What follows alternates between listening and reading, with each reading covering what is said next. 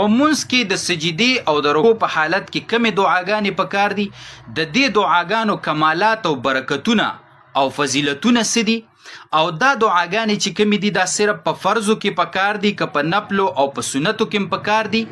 دا پوره طریقه را سره د نننۍ اهمې او فایدهمندې مسلې په دې ننني کلیپ کې وپېژنئ، په خپلې زده کوئ او خپلې کوئ او نورو مسلمانانو ته هم ورسوئ چې ټولو ته فایده ورسي، نو موږ او تاسو ته به پکې اجر میلاویږي.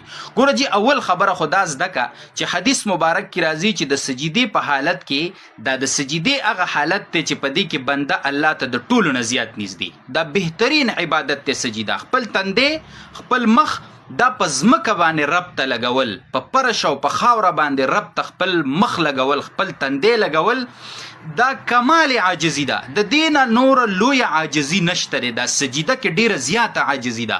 نو وجه همداره چې بنده الله ته څه دی د سجدې په حالت کې د ټولو نه زیات نږدې دی. نو چې زیات نږدې شو نو دعاګانې په دې ټیم کې کوه، نو هغه دعاګانې به څه هغه به ښې قبلېږي. کومې دعاګانې به کې قرآن کریم کې کومې د عربۍ دعاګانې راغلي دا کوه.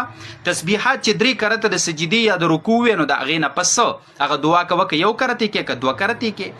او د سجدې په منځ کې چې دا کومه وړه ناسته د یو سجدې نه روچت شي 2 مې لانې تلې دغلته دعاګانې کوه، ټیک شو لکه نه.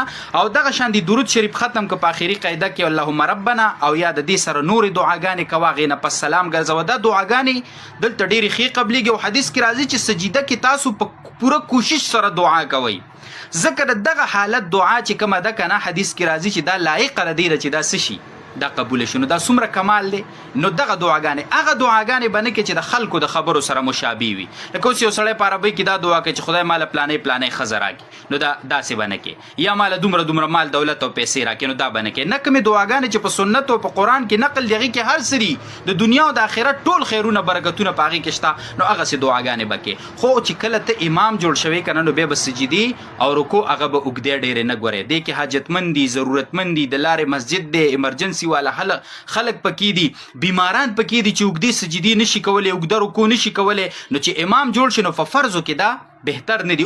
که فرض د جمع نه پاتې شوي ځان له فرض کې کوه پکې دعاګانې، یا مثال په طور باندې په امام پسې ولاړ امام سجده لږه اوږده کړه مختصر د عربۍ دعا پکې ته کولی شي مقتدي کوه پکې. خو چې کله امام جوړ شي بیا په قوم اسانتیا راولي. هلته به ځان نه بې علمه شیخ نه جوړه چې اوږدې اوږدې سجدې کې او دلته قوم ته تکلیف نه، هغې کې بیا عام سجده پکار ده 3 کرته سبحان ربي الاعلی، یا عام رکوع 3 کرته سبحان ربي عظیم. ټیک شو.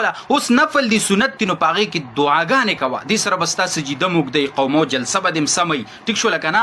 او دعاګانې پکې د زړه نه غواړه، توجه سره غواړه د الله نه، یقینا دعاګانې پکې صحیح قبلېږي. اللهم اغفر لي وارحمني وعافني وارزقني، دا دعاګانې را نقل دي د حلال او د فراخ رزق، د بدن د صحت او د عافیت لپاره، د دنیا او د آخرت د خیر او د برکت لپاره. دا ټولې دعاګانې پکې څه دي دا پکې کوه، نفلو کې کوه، سنتو کې کوه. او فرضو کې مې درته ویل چې امام جوړ شي نو بیا مکه و اوږدې سجدې او رکوګانې، او که امام پسې ولاړ موقع وکړه، او که یا د ځان له فرض کول نو په هغې کې هم کولی شي.